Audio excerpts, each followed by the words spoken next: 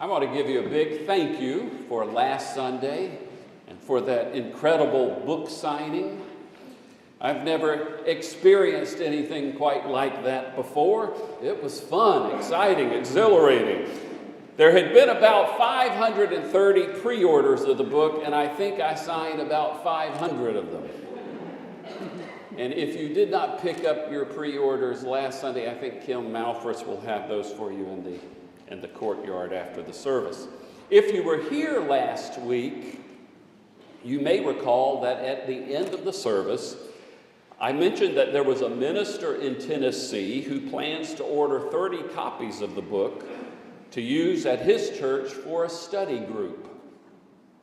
I was talking about a man named Jerry Everly, the minister who married Sherry and me in New York City. Well, when I was signing the books after the service in the social hall, I heard Jerry's voice. I looked up and there he was. Talk about a wow moment. He had been among you the whole time in the service, and I didn't even know it. So I told him that when I mentioned about those 30 books, he should have stood up and said, "I've come to pick them up." Now, I have some good news and some bad news about last week. Actually, I have some good news, bad news, and then some great news. Let's start with the bad news. Since this was my first book signing, since I had never done this before, I made some mistakes, some errors. There are some things I wish I had done differently. First of all, I would have used a different kind of writing pen. I had gone to Office Depot and auditioned about 12 different pens for the signing. And I thought I had just the right one, but it let me down. Right there were some books where it just faded on me, right there in mid-sentence. And while I was at Pat Moore's memorial service this week, I had to borrow someone else's pen, and I couldn't believe it. This pen was unbelievable. It was like from heaven. It writes for you. It is the smoothest, most reliable pen I've ever used. And so I sprinted to Office Depot and bought 20 of them. But unfortunately, that doesn't help all of you who had your book signed last Sunday, and so I'm sorry. And then there's the issue with my name. I have never autographed anything before, so I wasn't sure how to write my name. I kept trying different ways to write it, and finally, by the end of the day, I discovered a really cool way to sign my name. And so I'm sorry most of you got a book that doesn't have my really cool signature with my really cool new ink pen. Here's the good news. If you buy 530 more books, I'll sign them all for you.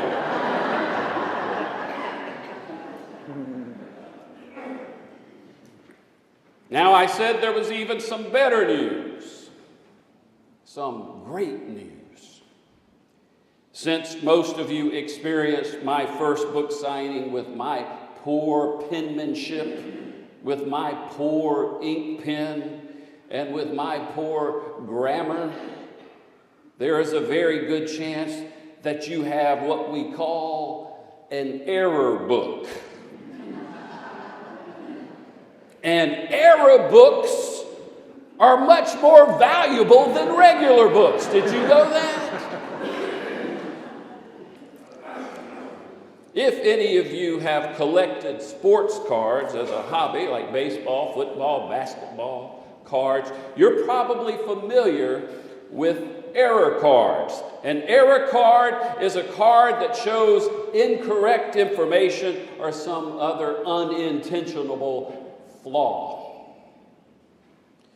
It can contain a mistake such as a misspelling or a photograph of someone other than the athlete named on the front of the card. Error cards are more unique than regular cards so they are more valuable. The king of all era cards is probably the 1990 Topps baseball card for Frank Thomas, the great first baseman who played for the Chicago White Sox. By the way, he's a Georgia fellow, you know. That card is worth around $1.50. I've got about 6 of those cards. But when some of those cards of Frank Thomas were printed, they put the team on the front of the card with Frank's picture, but they forgot to put Frank's name on some of them. You see White Sox at the top of the card. You see a picture of Frank on one knee catching a ball on the front. And at the bottom, there is a space for where Frank's name should be. But there's no name. It's blank. That card is selling for thousands of dollars. Go on eBay and you can see 3 people trying to sell their cards for $8,000, $9,000, and $10,000. I don't have any of those cards. But who knows, last Sunday, when you got your book signed by me, there is bound to be an error or two. So you may have struck it rich last week. And if you happen to sell it on eBay one day in the future for thousands of dollars, please remember to tithe, okay? Helen got the stewardship message. What would our lives be like if we could see all of our mistakes, our failures, not just as mistakes or failures, but as opportunities? What if we could see our errors as things that could eventually become blessings that would make our lives more valuable? One of the first great error cards, and perhaps the most important error card ever produced, has the picture of a girl on it. The girl looks like she could be a young teenager, maybe 12, 13, 14 at the oldest. But if you look closely at the picture of her, you will see that there is a problem. There are a couple of errors, mistakes. The girl looks like she is with child, is pregnant. Then you see another problem with the picture. Where's the ring? There is no wedding ring on her finger. This is a double error card. And it's the 3rd Sunday of Advent. And we've moved from the candle of hope to the candle of peace. And this week, now to the candle of joy. The main character of the 3rd Sunday of Advent, of course, is Mary, the one who received good news from the angel Gabriel, but the news of being pregnant was not good for Mary. A girl in her situation, having an illegitimate pregnancy, would have turned her world upside down. Joseph would call off the engagement, and Mary would be subject to ridicule and persecution. She would spend the rest of her life cut off from her family, and even in deeper poverty, struggling to keep her and her child alive outside the safety and support of a marriage, outside of her family and community. And that's if things went well. If things did not go well, she would be stoned to death for committing adultery. That's what one of the old texts in the Bible says should be done to her. So it seems a bit odd for our liturgical lectionary to pair up Mary with the third Sunday of Advent's emphasis on joy. But that's where the error card comes into play. We must not forget that error cards can be very valuable. After hearing this news from Gabriel that she will give birth, Mary hurries to the town where her cousin Elizabeth lived. And why is she going to see Elizabeth? Is she going there to cry on her shoulder? Is she going there to seek advice? Is she going there to get money so she can run away and save her life and the life of her child? Why is she going to see her cousin? Well, when Mary gets to Elizabeth's house and sees her, Mary breaks out into song. She sings a song of thankfulness, a song of praise. My soul magnifies the Lord, and my spirit rejoices in God my Savior for all that God has done. Mary is able to express joy even in the midst of her personal dilemma. Because the joy we're talking about today is not the same thing as pleasure. It's not the same thing as personal satisfaction or even the emotional high we call happiness. Joy comes from a deep assurance that the struggles of life are held in the loving expanse of God's embrace. In other words, whatever difficulty we go through in life, God can help us be blessed by it in some way. Now let me be clear here. God is not the one who gives us the bad medical report. God is not the one who gives us the death of a loved one, the loss of a job, an addiction. But God can take that situation and somehow turn it into a blessing. I think of the people I know who have struggled with alcohol addiction, but who have now become beacons of hope for others who struggle with the addiction. They can help people in ways I can't begin to because they've been there. They've walked the journey. And so this very destructive illness is somehow transformed into something that heals. The error card becomes valuable, a blessing. A couple of years ago, I shared with you a very, very brief story about a woman named Rosemary Smith, who was from Kentucky. I thought I would share the story again with you. I didn't have many details about Rosemary's life. I just told you a short story about 5 sentences long. And so I wondered if I could find out more about Rosemary from Kentucky. And so I Googled her last night. And to my surprise, I found a more detailed article about her in a magazine called Pink. Pink magazine is created on Hilton Head.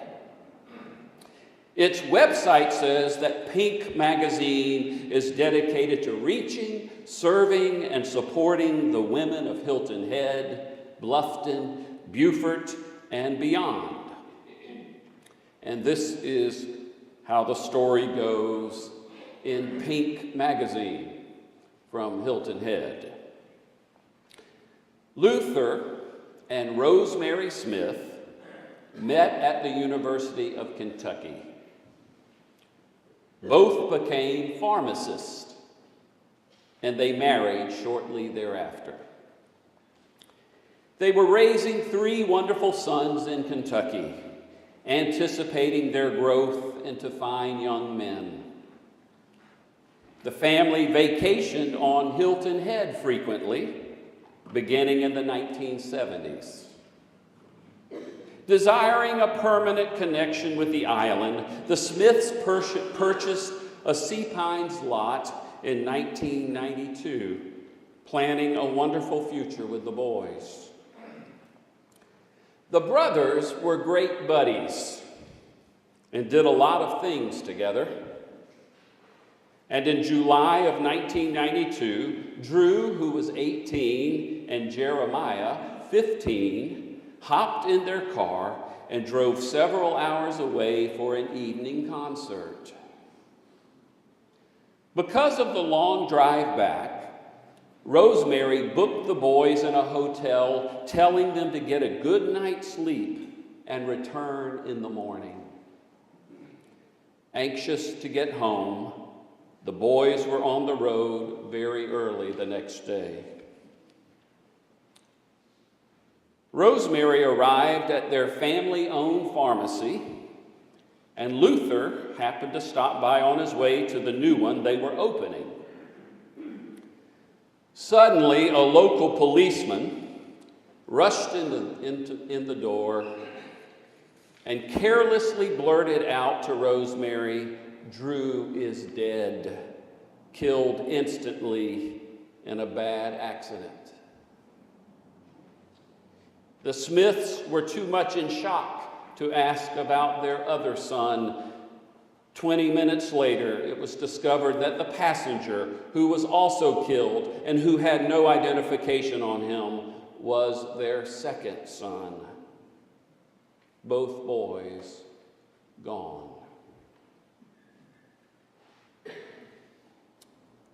Dr. Paul Doring, the article goes on to say, a psychologist who has counseled many families through the loss of a child for more than 40 years, says that the loss of a child is probably the toughest and perhaps even more devastating than the loss of a spouse.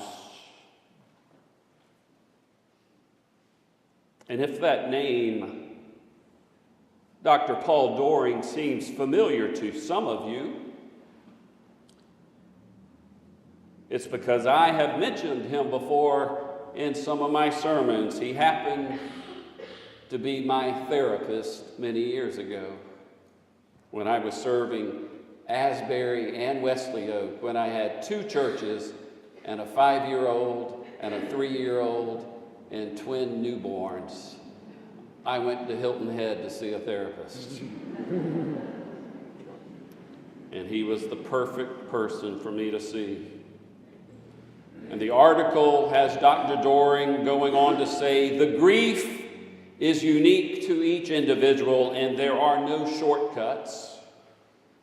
Almost all seek ways to memorialize their lost loved ones. Those positive activities seem to help find a touch of peace and solace of sorts through initiating thoughtful remembrances. And so the 2 pharmacists threw themselves as planned into building their Sea Pines home. It gave us focus, Rosemary would say. They struggled for breath and for light. There was no sleep, she recalled tearfully. I was in the boys' room constantly, sitting on their beds, calling out to them, talking to them, writing them notes. My first night's sleep came only when I finally gave it to God. As bits of daylight crept into their lives, the Smiths' road to recovery led them to contact bereaved families. Rosemary decided to start a ministry called Fellow Travelers, a ministry to other grieving parents who have lost a child. She developed a package of helpful information designed specifically for the particular loss through illness, suicide, or by accident. Whenever she received a call saying someone had lost a child, or whenever she saw the obituary for a child in the paper, she sent the individualized material to the families. And then she began interviewing parents and recording their stories of grief and survival. And this led to the publication of a book titled Children of the Dome. Rosemary gets about 50 emails a day from people requesting one of her packets. More than 5,000 packets paid for by Rosemary and her husband have been sent all over the world. I feel this is my mission on earth, says Rosemary. I now have a higher purpose than what I was doing, and the death of my sons took me there.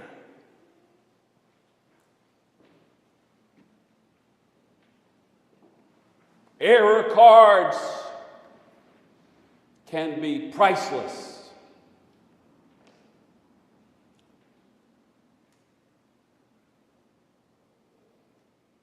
It's important to remember that the Bible was written with hindsight. Always keep that in mind when you read the Bible. All of the events in the Bible occurred long before they were ever put down in print. In other words, there's a very good chance that Mary responded to her pre-marriage pregnancy with fear and anxiety like most of us would.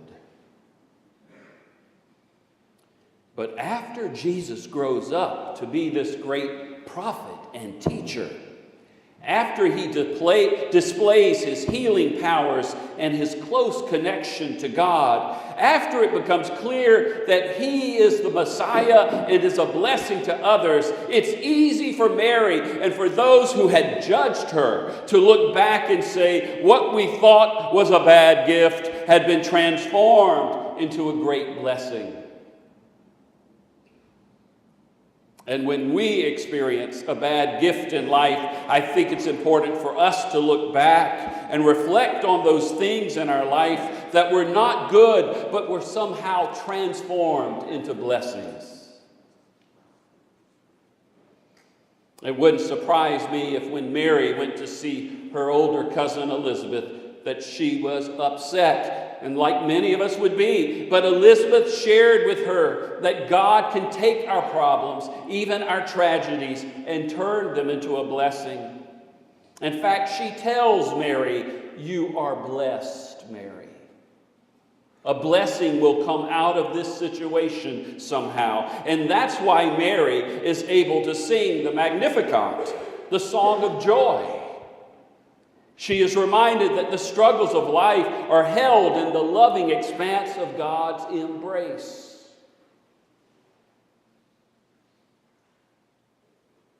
Isaac Watts, W-A-T-T-S, was known as the father of English hymnody. The fellow wrote over 600 hymns. His genius was evident as a child. He learned Latin by the age of 4, French by the age of 11, Hebrew by the age of 13. Can you imagine? He was a nonconformist. He was very, very spiritual. He wanted to be a minister, but he didn't want to be part of the Church of England. He loved music, but back then, many denominations didn't believe in congregational singing. Did you know that? If you sang, all you could sing were the Psalms. They thought hymns were unscriptural and popish. Thank goodness for people like Isaac Watts and Charles Wesley, who wrote and sang hymns anyway. They were rebels. That's one reason Methodists are known for being a singing people. And so it tickles me if I hear someone say there's nothing like those good old hymns, because there was a time when singing those good old hymns was a rebellious and radical thing to do, if not heretical. In 1702, at the age of 27, Isaac Watts, as a pastor of a church, for 10 years had a very fruitful ministry. But then in his mid-30s, he suffered from a debilitating illness that forced him to resign. The illness incapacitated him for 4 years. He couldn't do anything for 4 years. And when the worst of it was over, he was just a shell of himself, left frail and fragile. And there was also a mental component to his now chronic weakness. On the one hand, he wasn't sick enough to die. But on the other hand, he was too sick to work. What a horrible situation to be in. So he got himself on the front of an error card. Since he could no longer be a pastor or do practically anything else, he devoted himself to the one thing he could do: write music. And it was during this time, during this stage in life, when one might think his life was over and useless, that he wrote a hymn that has touched your life and mine. A hymn that has brought incredible joy to our homebound members when we go out and sing it, like we will next Sunday. For if you would look at the statistics on the back of Isaac Watts' error card, you will see that during this time, he wrote the hymn, Joy to the World, which contains a message of love and joy, overcoming sin and sorrow.